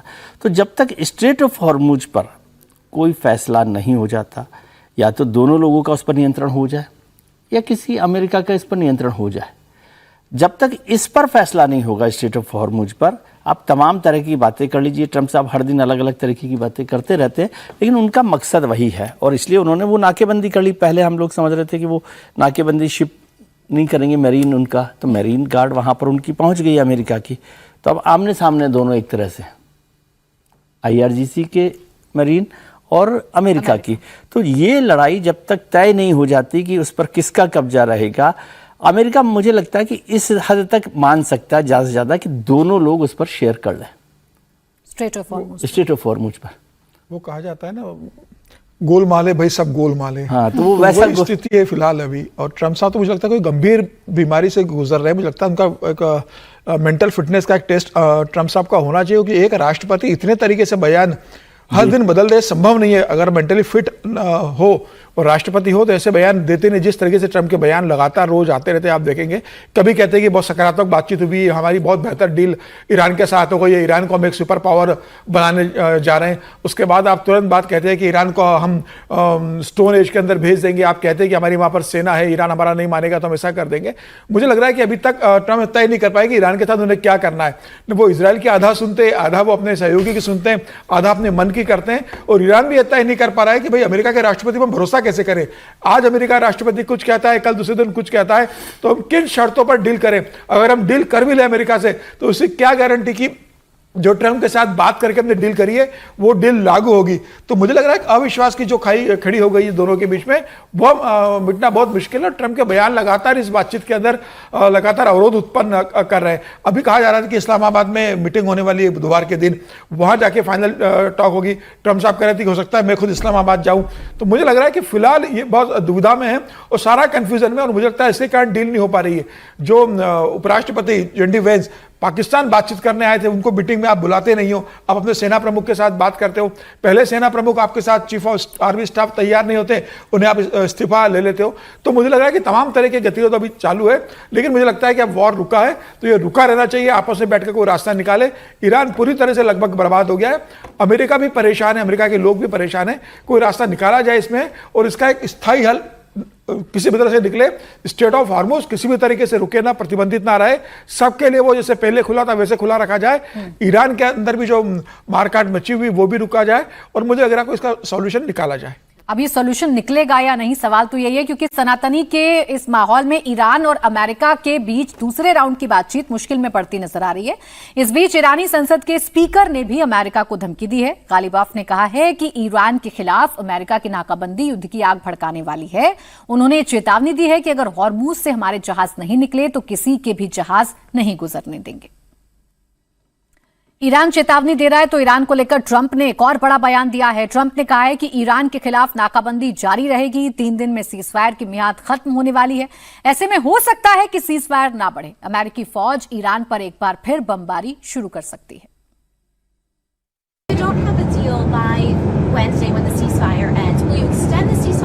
I don't know. Maybe not. Maybe I won't extend it. Okay. But the blockade is going to remain. But maybe I won't extend it. So you have a blockade, and unfortunately, we'll have to start dropping bombs again. तो Trump को भी सुन लिया, Iran को भी आपने सुन लिया। ये कहा जा सकता है कि मिडिल ईस्ट एक बार फिर जंग के मुहाने पर खड़ा है। 3 दिन बाद सीजफायर की मियाद खत्म हो रही है। ट्रंप फिर से बम बरसाने की धमकी दे रहे हैं। तो IRGC ने कहा है कि अमेरिका ये ना सोचे कि हमारी मिसाइलें खत्म हो गई हैं। अगर दूसरा राउंड शुरू होता है तो हम नई सीरीज यानी अप्रैल और मई में बनी मिसाइलों से अमेरिका और इजराइल पर हमला करेंगे। तो ट्रंप की बातें ईरान को चुभ रही हैं और अब एक और बयान उन्होंने ऐसा दिया है जिस पर ईरान ने पलटवार किया है। ट्रंप ने कहा है कि हम ईरान की मदद से ही ईरान का एनरिच्ड यूरेनियम वापस लेकर आएंगे। You'll be very happy. The USA will get all nuclear dust. You know what the nuclear dust is? That was that white powdery substance created by our B-2 bombers, those great B-2 bombers, late one evening, 7 months ago. And somebody said, how are we going to get the nuclear dust? We're going to get it by going in with Iran, with lots of excavators. We need the biggest excavators you can imagine, but we're going to go in together with Iran. We're going to get it, and we're going to take it back home to the USA. अब uranium लेना चाहते हैं Trump और Iran की मदद से ही लेना चाहते हैं, ऐसा ट्रंप दावा कर रहे हैं। वहीं ईरानी विदेश मंत्रालय ने ट्रंप के दावों को गलत बताया, कहा कि हम यूरेनियम किसी को नहीं देंगे, ये हमारी मेहनत का नतीजा है। ईरानी सरजमी की तरह ये भी हमारे लिए अहम और पाक है। در مورد مسائلی که مطرح شده هم در رسانه هاشون هم بعضی از مقامات آمریکایی ذکر کردن، هیچ کدومشون قابل تایید نیست. به عنوان مثال عرض میکنم خدمتتون، اورانیوم غنی شده ایران به هیچ عنوان قرار نیست به جایی منتقل بشه. به همون اندازه که خاک ایران برای ما مهم هست و مقدس هست، این موضوع هم برای ما اهمیت داره. अब ट्रंप चाहे कितना भी दावा कर लें, कितनी भी बातें कर लें, लेकिन क्या ऐसा लगता है रागी जी कि यूरेनियम इतनी आसानी से ट्रंप हासिल कर सकते हैं ईरान का? मैंने एक न्यूज़ पढ़ रहा था, उसमें ईरान के हवाले से उनके एक नेता ने कहा है कि भाई ये हमारी पवित्र मिट्टी जैसी है, जैसे देश की माटी पवित्र है हमारे लिए, वैसा ही वो यूरेनियम भी पवित्र है। तो स्वाभाविक है कि कोई देश यहाँ से उसे ले नहीं जा सकता, जैसे मिट्टी नहीं ले जा सकता यूरेनियम नहीं ले जा सकता। तो स्वाभाविक है उनके अस्तित्व, उनकी अस्मिता से ये जुड़ा हुआ सवाल है। और मान लेते हैं कि कहीं अंदर खाने पर्दे के पीछे अमेरिका और ईरान के बीच में समझौता यदि हो भी गया हो कि ईरान जो है यूरेनियम इनरिच नहीं करेगा, समझौता यदि हो भी गया हो कि जो है वो हम यूरेनियम जो है इनरिच्ड यूरेनियम जो है हम सौंप देंगे, अमेरिका को सौंप देंगे या रसिया को सौंप देंगे, तो भी क्या ये राजनीतिक या कहते हैं कि डिप्लोमेटिक तौर पर ये कहना अमेरिका के राष्ट्रपति की तरफ से ये अच्छा है कि भाई हम वहां जाकर के वहां पर ले आएंगे? कौन देश स्वीकार करेगा इस प्रकार की वाचालता जो है? वो कोई भी अहंकार, कोई भी दुनिया का देश स्वीकार नहीं कर रहा है। वो हमेशा जैसे कहते हैं ना, किसी को आप कॉर्नर कर दें तो कहा जाता है कि चिट्ठी भी काटने के लिए आप पर दौड़ पड़ती है। तो उसी प्रकार से यदि समझौता यदि हो भी रहा है तो आप किसी के आत्मस्वाभिमान को आप इतना तोड़ रहे हैं और पूरी दुनिया भर में आप उसको जलील करने की कोशिश कर रहे हैं। तो आप यदि आप में इतनी ही ताकत थी तो आप खुलवा लेते हैं स्ट्रेट ऑफ हॉर्मुज को। किसने रोका था? आपकी ताकत थी ना आपके पास में। आपके पास तो न्यूक्लियर बम है। ट्रंप रोज इतना अपमानित हो रहे हैं, चला देते बम, गिरा देते, खत्म कर देते। बोल रहे उन्होंने कहा था हम स्टोन एज में बदल देंगे, तो बदल देते स्टोन एज में। किसने रोका था? आपके पास पूरा आपने एयरक्राफ्ट कैरियर आपने 3-3 लगा रखा है वहां पर। तो आप तो रोज आकर के बोलते हैं कि दुनिया ये तो प्रेडिक्ट करना बड़ा मुश्किल हो रहा है। लेकिन एक चीज जरूर है जिसका प्रेडिक्शन हो रहा है, वो है मुनीर का डबल गेम। क्या ट्रंप के साथ डबल गेम खेल रहा है मुनीर? पाकिस्तान का जनरल मुनीर इस वक्त ट्रंप का फेवरेट बना हुआ है। ट्रंप बार बार मुनीर की तारीफ में गीत गा रहे हैं। मुनीर ट्रंप के कहने पर ईरान के साथ बातचीत कर रहा है, सीजफायर कराने में जुटा है, लेकिन मुनीर की पोल अमेरिका मीडिया ही खोल रहा है। अमेरिकी टीवी चैनल फॉक्स न्यूज ने खबर दी है कि अमेरिकी इंटेलिजेंस ने मुनीर के ईरान के साथ लिंक को लेकर चिंता जताई है। इस रिपोर्ट के मुताबिक मुनीर के ईरान के टॉप सैन्य अफसरों के साथ बहुत पुराने संबंध रहे हैं। मुनीर के ईरान के कुद्स फोर्स के कमांडर कासिम सोलेमानी और रिवोल्यूशनरी गार्ड के कमांडर हुसैन सलामी से अच्छे रिश्ते थे। इजरायल के हमले में अब ये दोनों कमांडर मारे जा चुके हैं। अमेरिका इंटेलिजेंस अफगानिस्तान का उदाहरण देकर भी ट्रंप प्रशासन को सतर्क कर रहा है। पाकिस्तान ने 9/11 के बाद आतंकवाद के खिलाफ मुहिम में मदद के नाम पर अमेरिका से जमकर फंड लिए थे, लेकिन तालिबान की मदद जारी रखा था पाकिस्तान ने। तो क्या इस बार भी पाकिस्तान डबल गेम कर रहा है? क्या इस बार भी पाकिस्तान सिर्फ पैसों के लिए सब कुछ कर रहा है? ये अब आसिम मुनीर को लेकर अमेरिका के अंदर ही रिपोर्ट्स आ रही हैं। अमेरिकी टीवी चैनल्स ही इस बात का खुलासा कर रहे हैं कि मुनीर से सतर्क रहना है, क्योंकि ट्रंप तो इस वक्त मुनीर की तारीफें कर रहे हैं। ट्रंप तो इस वक्त मुनीर पर भरोसा कर रहे हैं कि शायद ईरान से जो बातें चल रही हैं, जो पीस टॉक की बातें चल रही हैं, जो समझौता है, वो मुनीर करवा दे। लेकिन क्या मुनीर इसमें पूरी तरीके से एक्सपोज हो जाएगा, हर्षवर्धन जी? नहीं, देखिए, एक्सपोज हो जाएगा जैसा नहीं है। ये कहा जाता है ना कि कोई व्यक्ति आंख मूंद कर लेटा हुआ है, सो नहीं रहा है। अमेरिका वही कर रहा है। और अमेरिका क्या, ट्रंप वही कर रहा है। अभी जो कंसर्न कंट्रीज की लिस्ट है उसमें अभी जो रिपोर्ट आई है थोड़े दिन पहले ही अमेरिका की, उसमें पाकिस्तान सबसे ऊपर है। पाकिस्तान में सबसे ज्यादा एक्टिव टेररिस्ट ऑर्गेनाइजेशन है, 19 डेजिग्नेटेड टेररिस्ट ऑर्गेनाइजेशन है जो पाकिस्तान में। उसके बाद कोई भ्रम नहीं है। और आसिम मुनीर जिस तरह से काम करता रहा है, उसमें उसके जो रेडिकल इस्लामिस्ट फोर्सेज हैं, जो टेररिस्ट हैं, उनके साथ उनके रिश्ते हैं। मुनीर की जो बयानबाजी रही है, जो कश्मीर को लेकर, जो हिंदू मुसलमान एक साथ नहीं रह सकते हैं उसको लेकर, तो साफ साफ दिखता है कि वो क्या करना चाहता है। लेकिन ट्रंप को अभी एक तरह से कहें कि आसिम मुनीर वो ट्रंप कार्ड के तौर पर दिखता है। अब ये कोई मतलब चौंकाने वाली बात नहीं है। पता नहीं क्यों अमेरिकियों को अभी समझ में आ रहा है कि वो कुछ डबल गेम कर सकता है, डबल क्रॉस कर सकता है। जिस पाकिस्तान का पूरा अस्तित्व तो चीन की कृपा पर टिका हो, छोड़ दीजिए ईरान, अभी इसको बाद में समझिएगा कि वो कितना कर रहे हैं कितना, लेकिन जिसका पूरा अस्तित्व तो चीन पर टिका हो, जिसकी सारी इकोनॉमिक एक्टिविटी चीन से हो, जिसके यहां हर तरह की चीजें वो चीन बना रहा हो, उसमें अमेरिका अगर ये सोचे कि आज पाकिस्तान हमारे लिए आ गया, पूरी तरह से आ जाएगा। और इसके पहले के जो अमेरिकी रिजीम थे वो पाकिस्तान को एक टूल के तौर पर इस्तेमाल करते थे, लेकिन कभी उसको इंपॉर्टेंस नहीं देते थे, यानी अपनी तरफ से एक ऑथेंटिकेशन नहीं करते थे। इस्लामाबाद टॉक्स कराकर ट्रंप ने जिस तरह से गुणगान किया है, एक उनको ऑथेंटिकेशन देने की कोशिश की है, जो कल को पाकिस्तान अमेरिका के लिए बहुत भारी पड़ सकता है, बहुत ज्यादा खतरनाक हो सकता है। ये दिख क्यों नहीं रहा है ट्रंप को? अगर उनके टीवी चैनल्स इस बात का खुलासा कर रहे हैं, इंटेलिजेंस रिपोर्ट भी सामने आ गई है पाकिस्तान की, और पाकिस्तान का इतिहास भी विजय जी ऐसा है कि वो दगा देता है, तो ये ट्रंप को दिख नहीं रहा है या वो जानबूझकर देखना नहीं चाहते हैं? नहीं, दिख नहीं रहा, ऐसा हो नहीं सकता। पाकिस्तान कोई नई चीज़ है नहीं, उनका बिहेवियर, उनका सब कुछ, ट्रंप उनको इस्तेमाल कर रहे हैं पाकिस्तान को। और ट्रंप साहब को आप जानते हैं, वो तो बड़े गुरु हैं, महागुरु हैं। जिस दिन तक उनको लगेगा कि पाकिस्तान की उनको ज़रूरत है ईरान के साथ बातचीत के लिए, या क्योंकि ईरान के साथ पाकिस्तान के रिश्ते रहे हैं और मुनीर के भी रिश्ते रहे हैं, तो उसको वो कैसे एनकैश कर सकते हैं, कैसे यूज कर सकते हैं। क्योंकि किसी बातचीत के लिए एक ऐसे लोगों की भी ज़रूरत होती है ना, जिनकी दोनों के बीच में कोई रिश्ता हो, कोई बातचीत हो, कुछ काम कर सकते हो।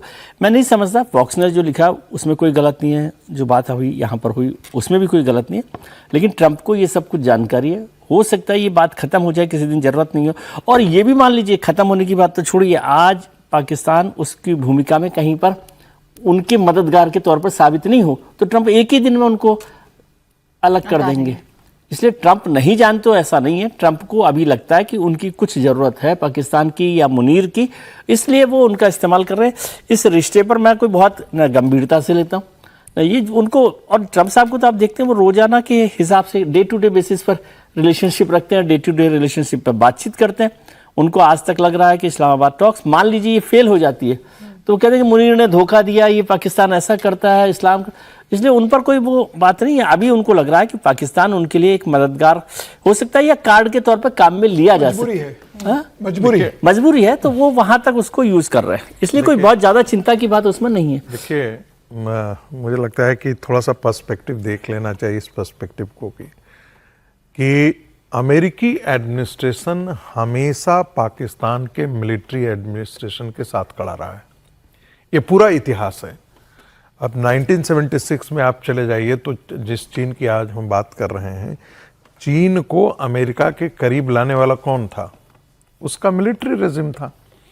इसके बाद जब जो है वो पाकिस्तान के जितने भी मिलिट्री रेजिम रहे, चाहे जियाउल हक हो तो वो भी उनके करीब थे। फांसी पर लटका दिया, बेनजीर भुट्टो को लटका दिया। आपने कभी अमेरिका को बोला, उसका विरोध करते हुए सुना? कभी डेमोक्रेसी की बात सुनी? देखिए, अमेरिका का डेमोक्रेसी, ह्यूमन राइट्स, ये सारी चीजें जो है ये सब फेकेड है। हमारे यहाँ भी टेलीविजन स्टूडियो में लोग उसका जिक्र कई बार आकर के करते हैं, अमेरिका की ये रिपोर्ट छपी, और उसको आप हमेशा कूड़ेदान में फेंकने की सिफारिश कीजिए। उन पर कोई तवज्जो मत दीजिए। वो पूरे कचरे हैं और वो पूरे राजनीति से प्रेरित होते हैं, उसका कोई मतलब नहीं बनता है। आप अपने नेशनल इंटरेस्ट के साथ खड़े होना सीखिए, बस इतनी बात से है। अमेरिका के लिए आज जो मुनीर हैं वो बहुत काम आ रहे हैं। ईरान में बातचीत करने के लिए उनसे कोई बेहतर उनको विकल्प नहीं मिल रहा है। आखिर उस खाड़ी देश में तो कोई ऐसा बड़ी ताकत तो है नहीं जिसके साथ वो बात कर रहे होते। टर्की बात करने के लिए होता, लेकिन टर्की तो खुद ही युद्ध में उलझ गया था साइप्रस को लेकर के। वहाँ मिसाइलें उसकी तरफ से भी चल गई थी, ईरान ने भी टर्की की तरफ मिसाइलें मारी थी। तो एक अकेला एक था जो वाकई वॉशिंगटन डीसी के इशारे पर काम कर सकता था, मैसेज पासिंग के लिए, मैसेज रिसीविंग के लिए। वो काम पाकिस्तान कर रहा है और इसलिए उसका वेन्यू है। इसमें इसको आप देखने वाले इस तरीके से भी देख रहे हैं कि भारत जो है उसका उस पर जो है वो पाकिस्तान का एक डिप्लोमेटिक एज हो गया, बड़ा इम्पोर्टेंस हो गया। देखिए, इसका कोई मतलब नहीं है। ये सब कोई जानता है कि पाकिस्तान जो है उसके अंदर टेररिस्ट ऑर्गेनाइजेशन फलते फूलते हैं और उनको राजनीतिक संरक्षण मिलता है, मिलिट्री संरक्षण मिलता है, उन्हीं के अंदर वो फलते हैं। इसके बाद ओसामा बिन लादेन पकड़ा गया था ना, अमेरिका के पाकिस्तान के अंदर ही पकड़ा गया था ना। थोड़े दिन के लिए रिश्ते खराब हुए, बाकी क्या। ट्विन टावर अमेरिका के अंदर गया, उसकी सीनेट की जो रिपोर्ट आई थी उसमें सऊदी अरब का भी नाम था कि उस साजिश में सऊदी अरब, वो कभी पब्लिक में आया क्या? वो पब्लिक में नहीं आया। तो ये टेररिस्ट ऑर्गेनाइजेशन इस पूरे रेजिम में फलते फूलते रहे हैं। अमेरिका इनके साथ, अमेरिका को डेमोक्रेसी में कोई दिलचस्पी नहीं है। अमेरिका अपने नेशनल इंटरेस्ट को बेहतर तरीके से एक तानाशाह के जरिए करवा सकता है, एक डेमोक्रेटिक लीडरशिप के साथ। दोनों अपने अपने हित साध रहे हैं। जैसा मुनीर की बात करें तो मुनीर की मुहिम से अमेरिका को फायदा हो ना हो इसके बारे में कुछ नहीं कहा जा सकता, लेकिन ईरान अमेरिका के बीच सीजफायर हो ना हो इसके बारे में भी कुछ नहीं कहा जा सकता। लेकिन पाकिस्तान इस मौके का जमकर फायदा जरूर उठा रहा है। शहबाज शरीफ हाल में कर्ज का कटोरा लेकर सऊदी अरब दौरे पर गए थे, जहां उन्होंने सऊदी अरब से $3 अरब का कर्ज हासिल भी कर लिया है। इसके बाद पाकिस्तान ने यूएई को $2 अरब का कर्ज चुका दिया है। पाकिस्तान को अभी यूएई को $1.5 अरब का कर्ज लौटाना है। सऊदी अरब ने पाकिस्तान के लिए $3 अरब का नया कर्ज दिया है। साथ ही पहले दी गई $5 अरब की फैसिलिटी को 3 साल के लिए बढ़ा दिया है। तो यह है मुनीर का हित। समीर जी, हाथ में कटोरा है, वो जानता है कि अमेरिका के इर्द गिर्द घूमेगा तो हो सकता है कि जो कर्ज में डूबा हुआ है, अब कर्ज चुकाने के लिए दूसरे देश से कम कर्ज तो मिल जाए। देखिए, आसिफ मुनीर और शहबाज शरीफ सुबह उठकर बैठकर यही काम करते हैं आपस में बैठते हुए कि कहाँ से किसकी टोपी किसके सर पहनाई जाए, कहाँ से पैसा लाया जाए, किससे लाके किसको चुकाया जाए और कैसे देश को चलाया जाए पैसों के लिए कर्ज। अब तो कर्ज चुकाने के लिए पाकिस्तान को कर्ज लेना पड़ रहा है। पाकिस्तान की इतनी बुरी कंडीशन है और मुझे लगता है कि जो अभी अमेरिका और पाकिस्तान के बीच जिस तरीके से ताल्लुकात बन रहे हैं या जिस तरीके से अमेरिका को लग रहा है कि पाकिस्तान इस समय उसकी मजबूरी है ईरान के साथ वार्ता कराने के लिए, पहली वार्ता करा चुकी है, दूसरी वार्ता होने वाली है, इसे भी अपने लिए एक मुझे लगता है कि पाकिस्तान एक अपॉर्चुनिटी के रूप में देख रहा है। पाकिस्तान को लग रहा है कि अगर ईरान और अमेरिका के बीच में उसने मध्यस्थता बहुत अच्छे से कर ली और ये युद्ध विराम हो जाता है, इसका क्रेडिट उनको अगर ट्रम्प दे रहे हैं तो दुनिया में उनका एक थोड़ा सा नाम होगा और पैसों की व्यवस्था वो सुनिश्चित कर लेंगे। खुश होकर, जैसे कहते हैं ना कि खाना अच्छा खा लिया या कुछ बेहतर सेवा कर दी तो अपन वेटर को टिप दे देते हैं, वैसे भी ट्रम्प साहब कह देंगे कि ठीक है कि मुनीर साहब को कुछ टिप दे दो, तो वो कुछ पैसा मुनीर साहब को पाकिस्तान को मदद करने के लिए दे देंगे। ईरान भी कहेगा कि ठीक है आपने इतनी बैठकें की, इसका हल निकला है, तो ईरान भी उनको कोई मदद कर देगा। तो मुझे लग रहा है कि पाकिस्तान की पूरी कोशिश है और पाकिस्तान अमेरिका के लिए हमेशा एक मजबूरी रहा है। अमेरिका जानता है कि भाई पाकिस्तान अगर अफगानिस्तान पर फिर हमला करना है, अफगानिस्तान को ठीक करना है, तो पाकिस्तान के माध्यम से ही वो अफगानिस्तान को फिर ठीक कर सकता है। अगर वो पाकिस्तान को बहुत सपोर्ट नहीं करेगा तो पाकिस्तान चाइना के पास ज्यादा चला जाएगा तो पाकिस्तान की जो भौगोलिक स्थिति है वो अमेरिका की मजबूरी है कि वो पाकिस्तान को यहां पर एशिया के क्षेत्र में साथ कर चले, और मुझे लगता है कि पाकिस्तान उसी का फायदा उठाता है। वो पूरी कोशिश कर रहा है कि ईरान और अमेरिका के बीच में वो कोई भूमिका मध्यस्थता की निभा ले, दुनिया में उसका नाम हो, और नाम होने से ज्यादा उससे उसका दाम मिले, पैसा मिले, और वो पैसा बना ले।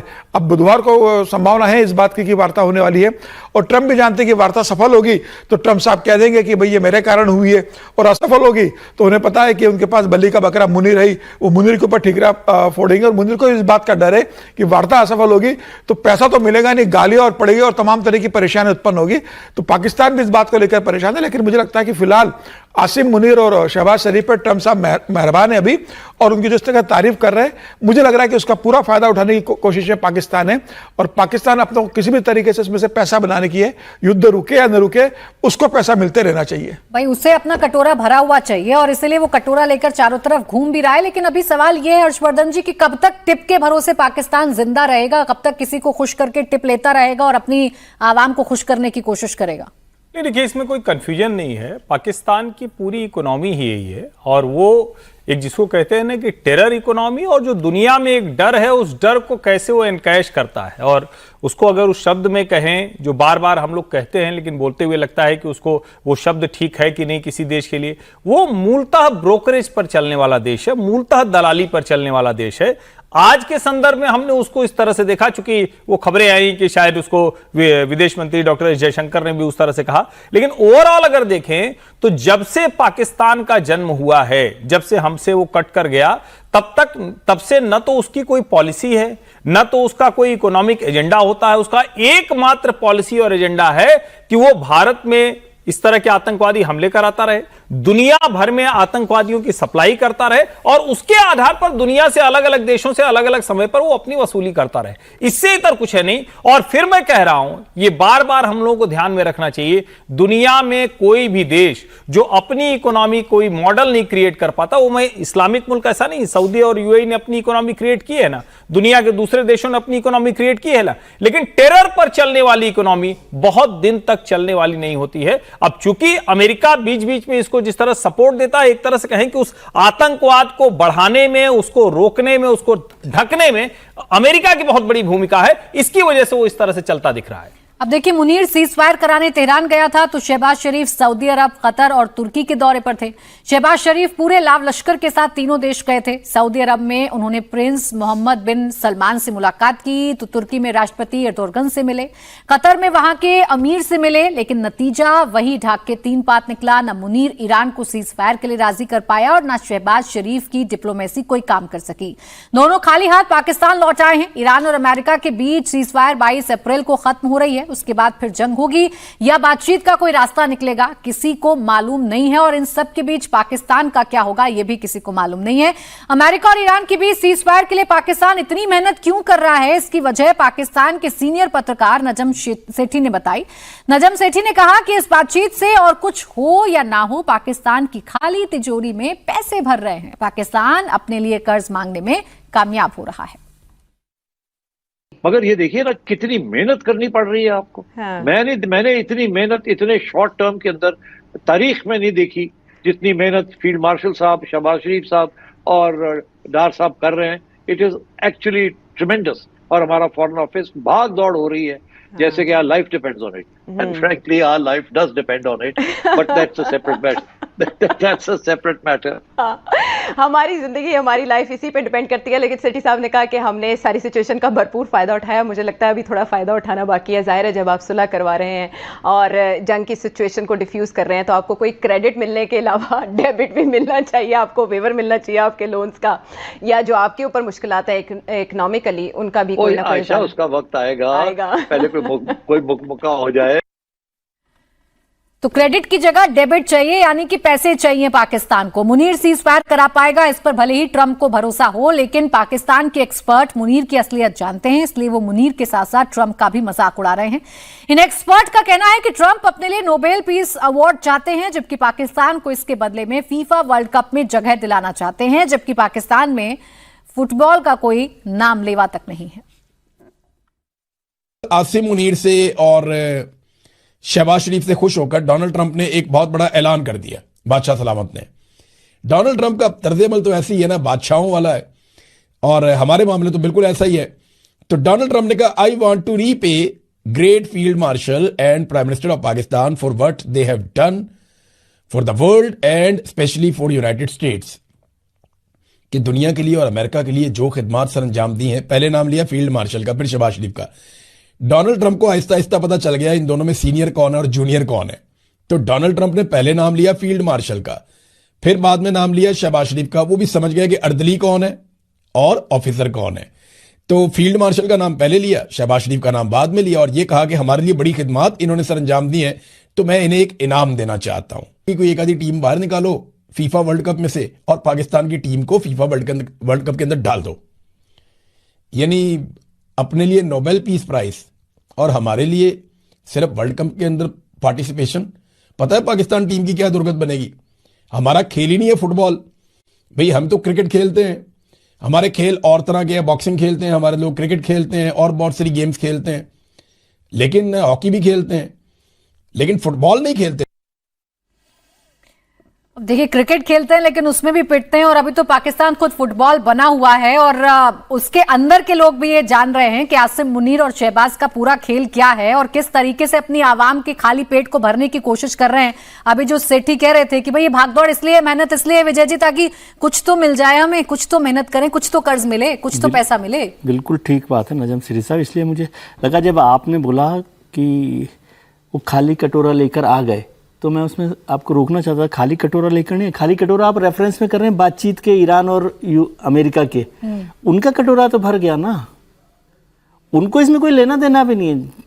जैसे आपने कहा अभी हर्ष जी एक शब्द का ब्रोकरेज का इस्तेमाल कर रहे थे, मैं नहीं करता, लेकिन ब्रोकरेज वाले लोगों को दूसरे के बिजनेस से कोई लेना देना नहीं होता है। अपना जो कमीशन है, अपनी जो स्थिति है, वो पक्का होना चाहिए, और उसमें दोनों में कोई लेना देना भी उनका नहीं होता, ना कोई रोल होता उनका।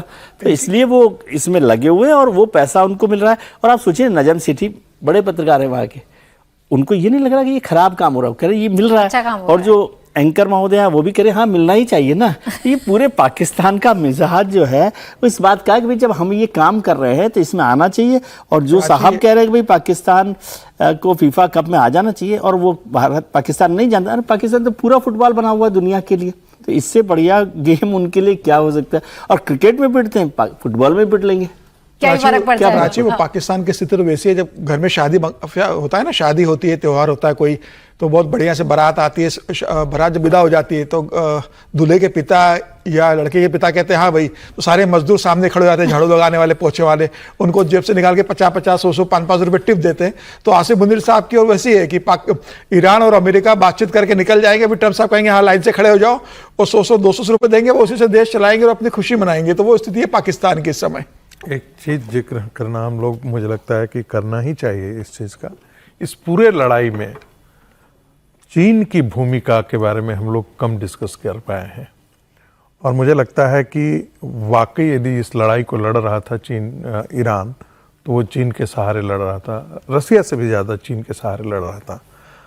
ट्रंप चाइना जाने वाले हैं, क्या उनको ये समझ में नहीं आ रहा है कि भारत को जिस तरीके से उन्होंने इग्नोर किया क्वाड को लेकर के, क्वाड की मीटिंग होने वाली थी वो नहीं आए, जिस प्रकार से ट्रेड डील होना वो था, उनके जिद और उनके नाक के कारण वो ट्रेड डील नहीं हो पाया। उनकी असली चुनौती इंडो पैसिफिक में चाइना थी। उनकी शक्ति को, अमेरिका की माइट को यदि कोई दुनिया में आज ललकार रहा है तो बिना एक बुलेट चलाए हुए ईरान के पीठ पर हाथ रख करके यदि अमेरिका को पीटने का काम किया है तो चाइना ने किया।